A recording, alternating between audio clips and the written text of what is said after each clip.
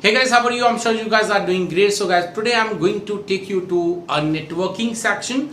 So basically we'll understand the ARP protocol. I'm sure you guys know about the ARP protocol, but today in this video I'm going to explain ARP protocol in very depth. So watch this video till end. My name is Manjit Singh. You are watching your own channel Tech Guru Manjit English.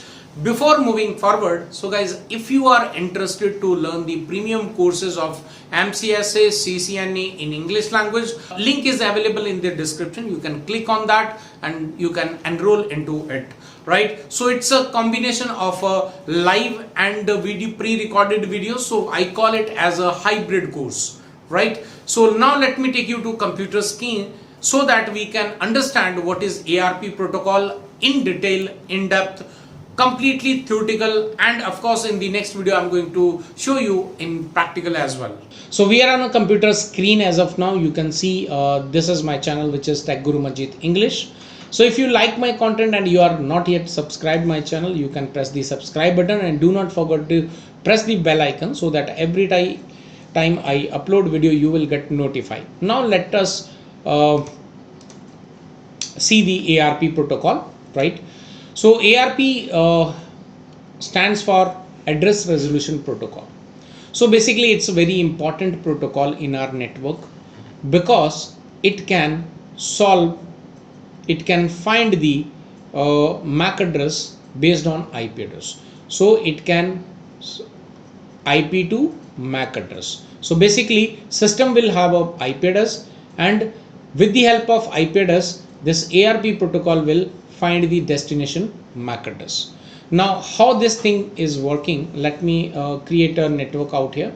So this is our switch. Let's say we have 3 computers connected to this switch. This is computer second and we have third computer connected to like this. So this is computer A, which we can consider the A is the MAC address of this computer, and B is MAC address of this computer, and C is the MAC address of this computer.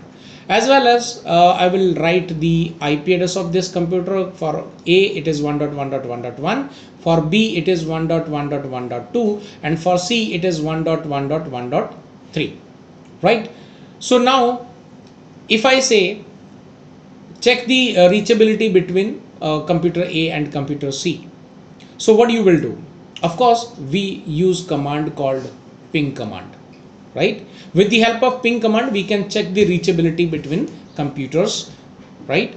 So what will you write the command ping 1.1.1.3, because we are checking from computer A. This is our source and this is the destination as of now, right? So we will hit enter. So what header information will be generated, because as of now we have just connected all the computers, so data is not yet transferred over the network, right? So computer A does not know about the destination MAC address or the IP address. Computer B also not aware of any MAC address and IP addresses of any of the computers. So the information header will generate. So every frame will have a source and destination information. So who is source? Source is computer A. So it knows about the MAC address of this. So it will write A. It also know about the IP address which is configured on its NIC card, which is 1.1.1.1. So it also know the destination IP address. So how come this computer know about the destination IP address? Because when we are writing the command ping, we have given the 1.1.1.1.3, right? So it has considered this is the destination IP address and it has generated, inserted into this header information. So the MAC address is not available with this computer of a destination.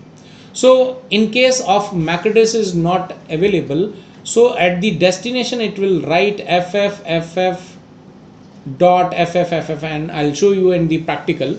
So if FFFF is present, which means the destination MAC address is missing. The moment this is a incomplete information, right? So this is the incomplete information. With the incomplete information, your data cannot be transferred over the network, right? So to complete this information, this header information, ARP protocol will get activated. So it will take this frame with incomplete information to switch. Now switch will read the destination. Also switch will see, okay, destination MAC address is missing, no problem. Switch will do broadcasting. So what does it mean broadcasting? It will create a number of copies and send these copies to all the port connected to this particular switch. So it will send one copy to this computer B and one copy to computer C. So computer B will check, because computer B can understand MAC address and IP address both, wherein switch can only understand the MAC address. So computer B will check, okay, the IP MAC address is missing, no problem, let me check the IP address. It will check the IP address 1.1.1.2, but here in this packet it is 1.1.1.3. So it is not matching, so computer B will drop this frame.